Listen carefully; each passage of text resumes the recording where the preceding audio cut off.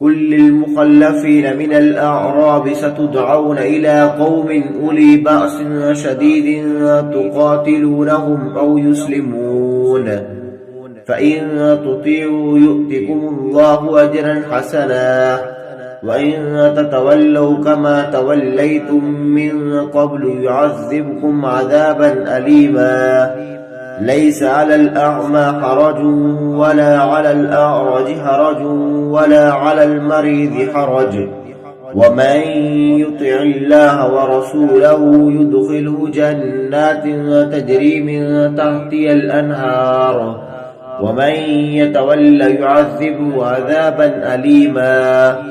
لقد رضي الله عن المؤمنين إذ يبايعونك تحت الشجرة فعلم ما في قلوبهم فأنزل السكينة عليهم وأثابهم فتحا قريبا ومغانم كثيرة يأخذونها، وكان الله عزيزا حكيما. وعدكم الله مغانم كثيرة تأخذونها فعجل لكم هذه وكف أيدي الناس عنكم ولتكون آية للمؤمنين ويهديكم صراطا مستقيما.